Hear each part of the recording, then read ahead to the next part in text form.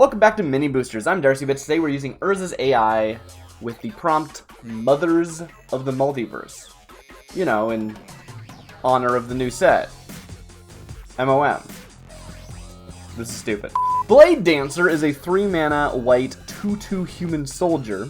Whenever Blade Dancer attacks, you may create a 1/1 white soldier creature token. Interesting that that's a May. I kind of like that. That's fun. 3-mana 2/2 that makes a 1/1. That probably does pay off in the long run, especially if you can get down early enough. On turn 3, maybe that won't be early enough, but probably you can get it safe attacks enough times to pay off, I would think. We are a well-oiled machine, a coordinated killing machine. Ro, commander of the Hyperion Battalion. Power Broker is a 3-mana 1/2 white human wizard. For generic and white, tap target creature. For generic and white, tap target creature. For 2 generic and white, tap target creature gains double strike until end of turn. Okay, the last one's actually pretty serious.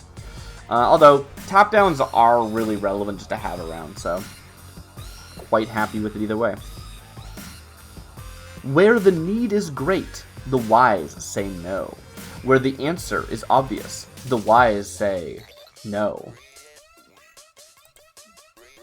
Heartstring Healer is a 2-mana white instant. Prevent the next 1 damage that would be dealt to any target this turn.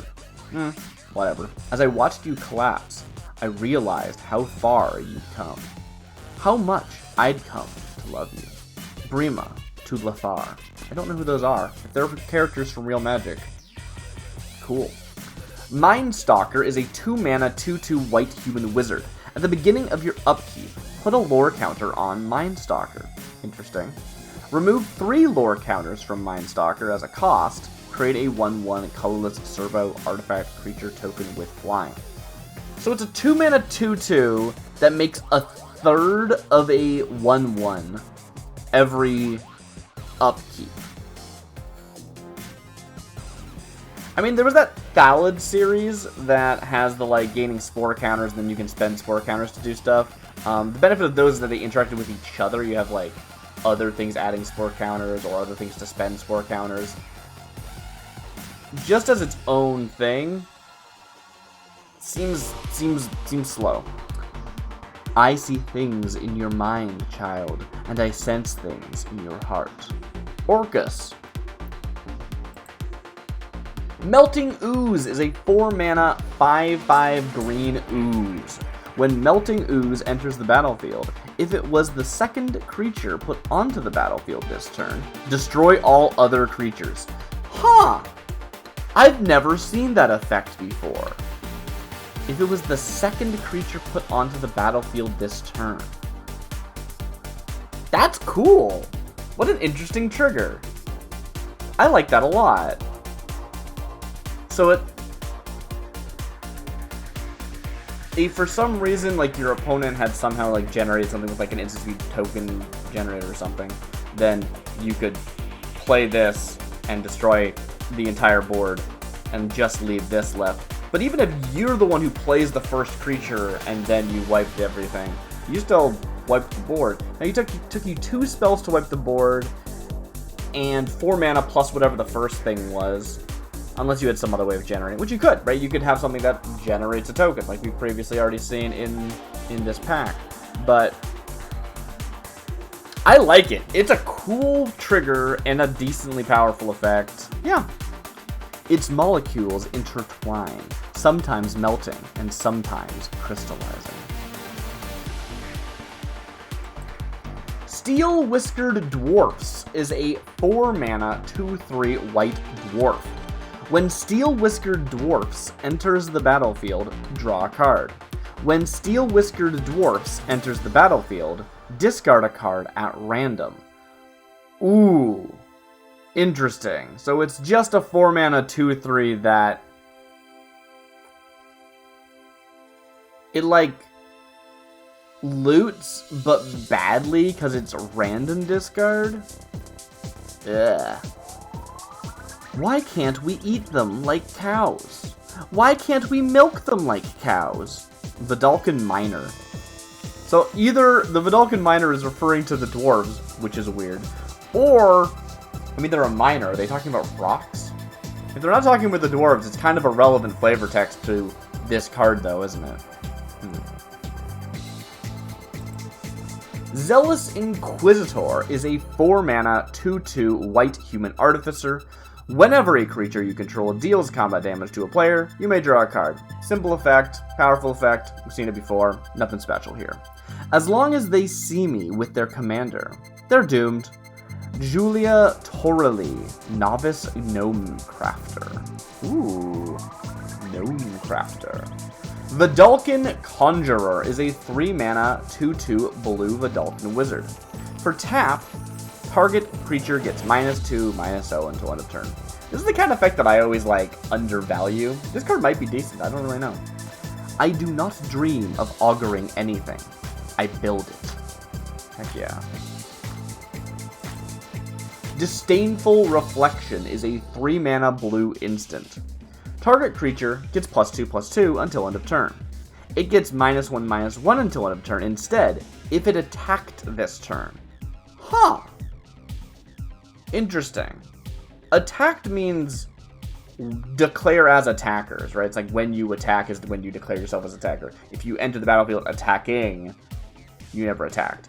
It's not resolved combat, right? Like, to me, attacked should mean, at the end of combat, we see who attacked, and that's not how that works. So you could use this as a combo trick to make an attacking creature give -1/-1,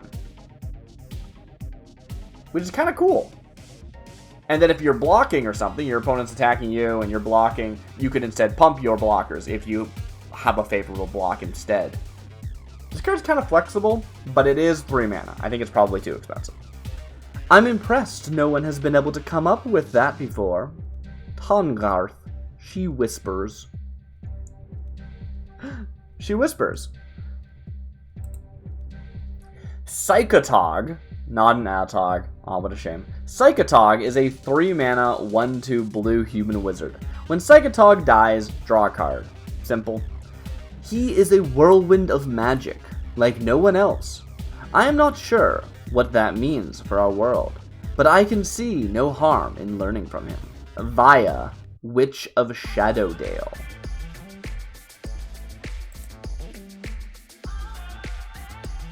Icarid, for white, blue, black, and red. So, bluebird minus green. Interesting. You get a 6/6 dinosaur beast. It has haste, and when Icarid dies, you gain 2 life. Cool.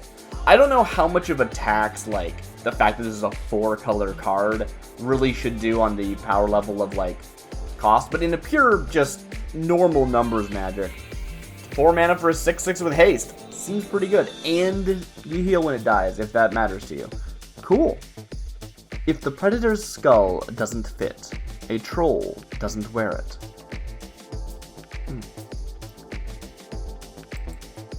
Thorn Knight is a 4-mana, 3/3 white human knight. It has flanking, which means whenever a creature without flanking blocks this creature, the blocking creature gets -1/-1 until end of turn. That's true. That's correct. For white, Thorn Knight gains lifelink until end of turn. That seems expensive, but it could be useful. Yeah, I like it. I am death itself. Death is what I do.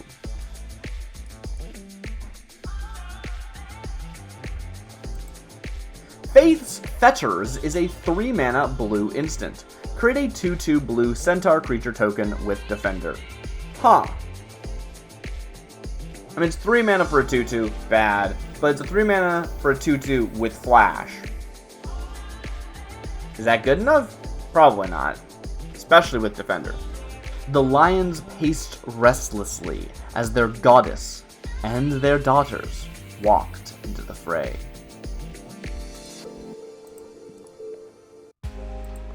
Knight of the Word is a 3-mana white 2/3 human knight. Whenever Knight of the Word or another non-token knight enters the battlefield under your control, you may gain 1 life.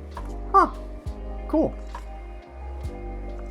I mean, we've seen this basically this exact card, but all it cares about is creatures as opposed to knights, so it's not great, but it's cute. The Sunburst is an honorable weapon. It is not a weapon of war. It is a weapon of justice. That's actually a really interesting distinction. Like, I feel like that is how a lot of people think about, like, yeah, like, you can use a weapon for anything, generally speaking, but, like, some weapons are designed for hunting, and some are designed for delivering justice. It's like an interesting take on weapons. Yeah. And then some are for war. Interesting. Siege Ballista is a 3-mana white instant. You may pay generic and white rather than pay the spell's mana cost. Destroy target creature that dealt damage this turn. So this is just a 2-mana white instant that destroys target creature that dealt damage this turn. That seems reasonable. Like, that's a white kill spell. That really is a white kill spell. I'm into that. The voice of the multiverse wakes in its place. Although I will say, it is a shame that the alternate casting cost is 100% irrelevant. This could just be a 2-mana spell. The only, like, it has weird interactions in that, like, well, you're technically casting a 3-mana value spell. Can you make that relevant? Maybe. But the card should work on its own. Or it would need to be, like, in a set that specifically has, like, stuff that cares about mana value. Or maybe there's, like, cards in the set that are, like, you can't play alternate costs for spells or something. Yeah. Be interesting. Stentia Devotee is a 4-mana, 2/3 white dwarf berserker. As Stentia Devotee enters the battlefield, choose a creature type. As Stentia Devotee enters the battlefield, choose a creature type. You don't do anything with the creature type, though. You just choose it. Twice! So many things, so many sights. I want them all. I'm gonna choose every creature type there is. 2 at a time! Scaled Skin Shambler is a 6-mana, 2/4 green elemental shaman. For green, target attacking creature gets +4/+4 until end of turn. Some think a mere imitation of my race is worthy of respect. Zapraz, Sazi, Blood of Kozilek. Gitrog Grotto is a 2-mana, 1/1 blue merfolk rogue. This rogue is a grotto? It has Menace. Whenever Gitrog Grotto attacks, defending player mills a card. Yeah, that sounds like a merfolk rogue. It lies in wait, like a carrion cat. If the hunter sees it, the creature will know. I like this card. 2-mana, 1/1 with Menace that then, like, mills. I don't know if that's useful, but I like it conceptually. Wall of Aeons is a 5-mana, 0/6 white wall with Defender. At the beginning of your upkeep, Wall of Aeons deals 2 damage to target creature you control. Ah, I was hoping this was gonna be good. Even if you're in, like, Enrage, that's a pretty costly cost for such an effect.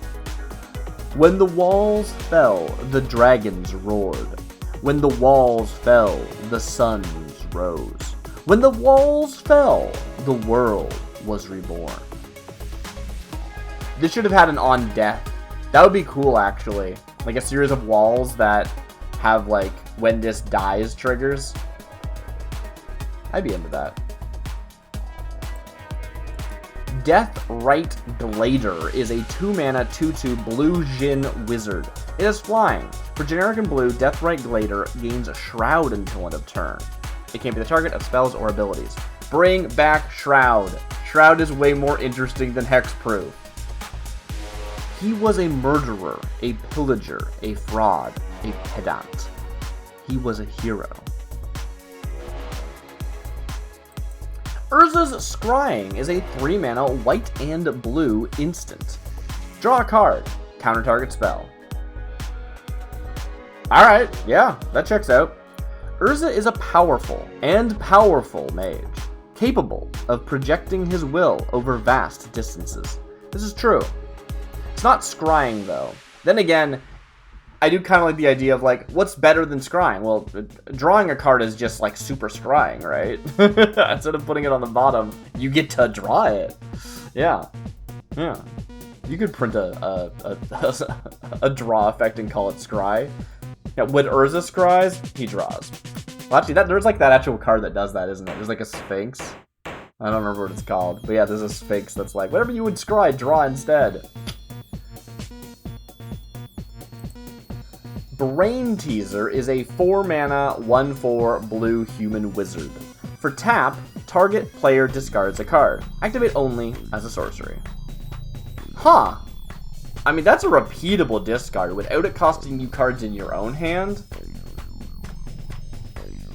Cool. Brain Teaser. Why do we need so many tests to check out our theories? Don't we already know that they're bad? I didn't see that coming. Proctor Cause. What? Why are we testing these theories? We know they suck. Like, amazing. It's really funny. Gruul Emissary is a 3-mana, 3/2 green human shaman. When Gruul Emissary enters the battlefield, you may search your library and or graveyard for a card named Gruul Scourge Dreadmaster. That's cool. The Emissary brings the character. In this case, Gruul is not referring to the faction, I guess. It's referring to, like, a person. Yeah. Reveal it and put it into your hand. If you search your library this way, shuffle. That's fun. If that card existed, the one that it tutors for, yeah. It's a 3-mana, 3/2 dedicated tutor for a thing that your deck cares about. Nice. Do not grieve. That is a recipe for disaster. Darren. Orb Weaver Fairy is a 2-mana, 1/2 blue fairy wizard with flying. Tap, add, colorless. Fair enough. The elves were terrified of you, and I am not sure why. Ulura, Drow Prophet.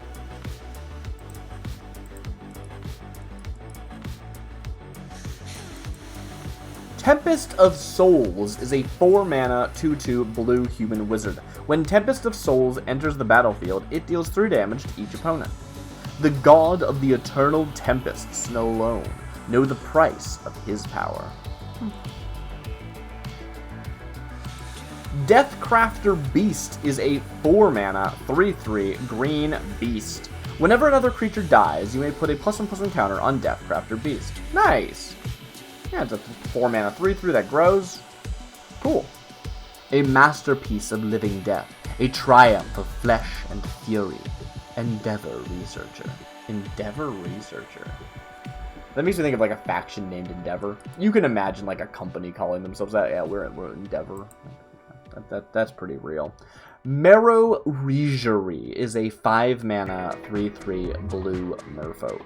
When Marrow Regerie enters the battlefield, draw a card. Boo! That's boring. My kin do not live on the coasts, nor do they live in the wide waters of the seas. They live on the depths of the sea, where the marrow dwell, the tale of the weavers. Cool. Spiritual Reclamation is a 3-mana white instant. Choose one. Return target creature card from your graveyard to your hand, or destroy target enchantment. I like this. It's a form of enchantment removal if you need it, but otherwise you can still use it to pull something from your graveyard. It's expensive for, like, both those effects, but giving you the flexibility seems nice. And you're basically always going to have something that you want to pull out of your graveyard, even if you're not building around it, I would think. Stuff dies, you know. The victory it granted wasn't the only lesson it taught. Silent Prophet is a 3-mana, 1/3 white spirit. It has flying. Whenever Silent Prophet or another non-token spirit you control dies, exile target card from an opponent's graveyard. Huh, that's kind of cool. I mean, a 3-mana 1/3 with flying is not good, but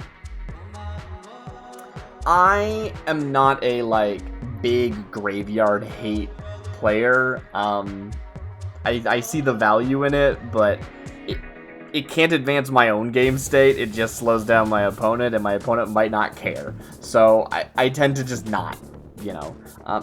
In the same way that I was just talking about enchantments, right? Like, I think it's important to run enchantment removal because that might happen, but hopefully your enchantment removal can do something else too, just in case. And this, I mean, it's a 1/3. Yeah. It's a cool, like, flavor of removing things. Like, whenever your spirits die, they take something from your opponent with them. That's cool. Something already dead, not something alive. It is the task of a righteous priest to learn the truth of all things, and the truth is, nothing is what it seems. Mortiferous Zombie is a 4-mana 2/2 blue zombie. When Mortiferous Zombie dies, you may exile target card from an opponent's graveyard. If you do, draw a card. Nice! So, like, there's something. You get the graveyard hate, but you also get to draw something. If there's nothing that you want to exile, and by I want I mean nothing available to exile, you actually don't get to draw a card, I think, which is pretty cool. So it's kind of a cost, not just a benefit. But at 4 mana, that's probably not good enough. Cheaper than that, though. I think this card's pretty cool. For the powerful mother, nothing is beyond her powers. Yeah, fair enough. Ashling Raptor is a 3-mana 2/2 blue elemental with flying. For generic and blue and tap, Ashling Raptor deals 2 damage to target creature. Nice. The finest raptor that our people ever raised died in battle. No one knows why. No one will ever know. Zolrun Meyerbeak, Murtag. You don't know why they died in battle? I mean, that just kind of happens. That's not really their fault. It was battle. Brine Giant is a 4-mana 3/3 white angel. It has flying. Brine Giant's power and toughness are each equal to the number of creatures you control. Huh. Okay, so it's got like a 3/3 in all other zones, I guess? Is that how that works? For a generic white, Brine Giant gains first strike until end of turn. This card is a pile. This is just a bunch of nonsense that aren't really connected. The hunger of the wild is almost as great as that of the sea. Iskar, Chittering Seer. Well, I don't know that Chittering Seer. That sounds like a swirl thing. Captain Stupendama! Nice. Captain Stupendama is a 3-mana star 5 blue Leviathan with flying. Captain Stupendama's power is equal to the number of cards in your hand. Cool. Whenever you cast a spell with a creature type, that's so cool. It's not just when you cast a creature spell, it's when you cast a creature spell or a tribal spell, right? Huh. Weird. Whenever you cast a spell with a creature type, Captain Stupendama's gains flying until end of turn. It already has flying. I thought that was cool, but it's 100% irrelevant. This card's just very strong. It's a 3-mana star 5. If you play this on turn 3, at worst, you have, like, I don't know what, if you, like, play 3 lands and you played something on turn 1 and, like, 2 things on turn 2. How big is that still? 7, minus 3, minus 1 more for this card. So that's 3, and then minus... So I already said down to 0, and then you have 3 turns of draws. So it's basically like a 3/5. A 3-mana 3/5 with flying is still excellent. So... yeah, wow. His bravery is matched only by his hunger. I believe it. Obsidian Chasm Spider is a 5-mana 3/3 green spider with reach. When Obsidian Chasm Spider enters the battlefield, put a +1/+1 counter on each of up to 2 target creatures. Cool. With thousands of their kind, They become masterful in blending into the Earth's crust. Ah. Ah. Ah. Remorse is a 2-mana white instant. Exile target card from a graveyard. Its owner creates a 1/1 white spirit creature token with flying. Okay, now this card is cool. I don't know. I think it's probably costed badly. I think you could get away with this being a 1-cost card, but I like it, right? It's targeted instant speed removal, which is relevant, right? If somebody's like, I resurrect this card, while that's on the stack, you can exile the card they're targeting and then the spell fizzles, right? Like, it's relevant that it's instant speed. And then, like, either they get a 1/1 as a cost, which is very similar to effects like Swan Song, right? Like, counter a spell, they get a swan, or like, Magnificent Gift, what's that one called? You know, the one where your opponent gains an elephant because you destroyed something of theirs, but it's for graveyard hate, which is interesting. Or, if you don't care, and you just need a 1/1 flying blocker or something, you exile your own thing from your own graveyard. I like the flexibility. I think this card's really cool. I think it should be 1 mana. I think even then it's maybe not that great, but it's okay. Like, it's cool. It's cool. It's interesting and it's cool. It's just as the tree goes. What?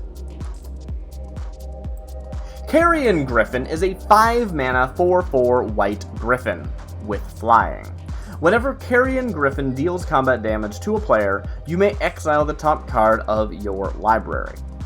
If you do, Carrion Griffin deals damage equal to that card's mana value to that player. What? It has to deal combat damage to a player to work. It can't just attack. So it needs to get through. It's a 5/5... Sorry, not a 5/5. A 5-mana 4/4 with flying. Yeah, that'll probably get through.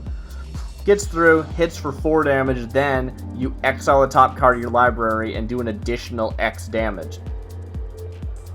I like this. I like this and don't think it's even pushed. Like, I think this card is perfectly reasonable. Its feathers serve as bludgeoning weapons and shields, and its claws provide impromptu locksmiths. Doesn't even say lockpicks, which would be equally silly, but locksmiths? Excellent. Scholomance Academic is a 4-mana 2/3 blue human wizard. Whenever another creature you control dies, return that card to the battlefield under your control. So, it doesn't say other creature. This hits... No, it does say. It says whenever another. Sorry. Immediately wrong. Yeah, whenever another creature you control dies, return it. That is scary good. Like, that goes infinite very fast. But it doesn't always return it. Like, you need another creature. It's cool. That's a 4-mana 2/4. Yeah. Even when I give up my life for it, the price is still worth it. Wow! I guess if you keep coming back, then it's worth giving up your life, isn't it? I mean, that's magic. Maybe they meant a point of life. Fierce Empath is a 3-mana 2/3 blue spirit. Tap. Target creature you control gains lifelink until end of turn. For 2 generic and a blue, put a +1/+1 counter on Fierce Empath, activate only as a sorcery. Huh. I mean, the fact that it's only as a sorcery is really limiting. You can't just use it as a mana sink, but still. I don't know. There are cards that, like, have to tap to grow themselves and have you pay mana. Like, this is not bad. It needs to be acknowledged that, like, generally those are useful because of their mana sink potential. This is not a mana sink, so it does suck, but still, it's something that you can put mana into if you know you don't need to hold it up and you don't have anything else to do it on your turn. Spirits are caught in the gaps between thoughts. If I try to understand you, I'll be left with nothing. Arrow. Spirits are caught in the gaps between thoughts. That's cool. That's cool. Heartwood Wall is a 4-mana 0/9 green plant wall. It has Defender. Heartwood Wall can block any number of creatures. Yes! Okay. It's 4 mana. I don't know even if an 0/9 is worth 4 mana, but I love this. I want to see this creature can block any number of creatures printed more often. Walls should have that. You build walls around your whole world. They should be able to block as much as you want them to block, and then if they can't block anymore, they die. I don't know. Okay, here's my pitch for Wall, right? This can block any number of creatures. When this blocks a creature, that creature gains trample, right? So it can block the entire enemy board, but it can only actually block 9 power worth of attack, right? Like, I think that could be really interesting. That said, being able to say, I block your entire board, even if it's attacking me for 1,000,000 damage, is kind of cool. That's kind of cool. The arboreal creations of Liliana's school were taken to the far ends of Innistrad as beacons against the vampires of that plane. Also worth considering, this creature can block X number of creatures where X is its toughness. That could also be a really fun thing. We gotta see walls. Print more walls. Walls are cool. Walls only matter as much as you let them matter if you don't print any more of them. You gotta make more walls. I love walls. Walls are great. Expel the Innocent is a 4-mana white instant. You gain 3 life. This is absolutely atrocious. Every species has its place. Every species has its vengeance. Talos. Fair enough. Young Pyromancer. Okay, I know this card. There's been a few cards today that I'm pretty sure are real cards, but I don't know my, Magic history well enough. I know Young Pyromancer, I think. Now I'm wondering if I'm thinking of a different Mancer, like a Young Necromancer. Oh well! Young Pyromancer is a 5-mana white 2/3 spirit with flying. When Young Pyromancer enters the battlefield, draw a card. Wow, this sucks. Lightning doesn't bother me. I think it's my blood that's sensitive. Huh. Interesting. Mass Meltdown is a 1-mana white instant. Destroy target artifact or enchantment. Huh. Okay. Yeah. Let's see how much faith they have in that golem. He's barely even a golem, but he's here to fight. Liliana Vess. Disciple of Gix is a 4-mana white 3/2 human artificer.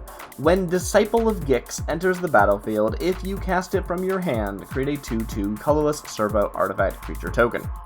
Artifacts you control have indestructible. Ooh, that's a fun extra rider. I wasn't expecting that. Why? Why do we do this? Why is this needed? What purpose does it serve? Oh, I thought they were asking really, you dare ask me why? But it didn't go anywhere, so maybe they're actually why? Why do we do this? Why is this needed? What the heck? Yeah, maybe that's what that's supposed to be. Agate Zealot is a 2-mana 1/2 blue human wizard. Whenever another non-token wizard enters the battlefield under your control, you may pay 1 generic. If you do, draw a card. Alright. When they were turned into me, I could see through them. Asmodeus. Ooh, that's kind of cool. Some kind of shapeshifter that turned into a clone of you and you could see through their eyes. That's kind of interesting. Because they were yours. Ramumap Excavator is a 2-mana 1/1 blue human wizard. Tap, target creature. Can't be blocked this turn. He speaks for the Vurt and represents its efforts. I don't know what the Vurt is. What's the Vurt? Ire is a 5 mana blue instant. You gain 2 life. Untap all creatures you control. They gain menace until end of turn, meaning they can't be blocked except by 2 or more creatures. That's correct. Why so smug? 5 mana to gain 2 life and untap all your creatures, giving them menace. In the right deck, that's relevant. I don't know if it's a 5 mana spell. Probably not. Cloud Skater is a 2 mana 1/1 white human cleric. It has flying. Tap. Cloud Skater gains flying until end of turn. Been going around lately, hasn't it? A Cloud Skater takes off for its daily aerobics session. Wander Priest is a 5 mana 2/2 white human cleric. At the beginning of each upkeep, create a 1/1 white human creature token. Okay. For 2 generic, white, and exile Wander Priest from your graveyard, create a token that's a copy of it, except it's a 1/1. Oh, cool! Huh. So it's a 5 mana 2/2 with make a token every upkeep, or a 4 mana 1/1 with the same ability that can be cast from the graveyard. Also, like, the weird thing about activated abilities is that by default they are instant speed, which always seems weird to me.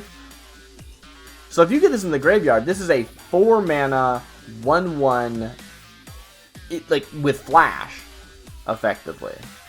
Huh. The healers and the monks help everyone in the same village. This, however, is a cleric. I mean, the cleric's probably a healer. Healer is not a type. Joyous Spirits is a 2 mana blue instant. Return target creature to its owner's hand. You gain 1 life. Nice. That's a cute little bounce. I like that. He's come a long way, I think. Agatha Karkaroff. Okay. Raider of the Nettleclaw Dojo is a 4 mana green and blue 2/2 legendary troll warrior. It has vigilance. Creatures you control get +1/+1. For generic green and blue, create a 1/1 green troll warrior creature token. I like this. Is this too expensive? Probably. Well, it is a 4 mana 3/3 because it's not other creatures you control. And then you can just spend mana to make 1/1s. It has its own vigilance if that matters. I like this. The vigilance probably doesn't matter too much unless you're like... No, the vigilance probably doesn't matter. Like, you don't want this attacking. You don't want it to get blocked and die. Cool, though. I like it. I like it a lot. In case you thought trolls were the slow, furry variety, think again. These blisteringly fast little brutes are a boon to any war party. Nice. Nice. I think that seems like a good spot to leave off. Have a good night, everyone. I've been DarcyBits. This has been Mothers of the Multiverse. Did we get any mothers? Not explicitly. And some actually were, like, very clearly not in their flavor text, so... Oh well. I'm gonna say Raider of the Nettleclaw Dojo's a mother. Why not? Good night!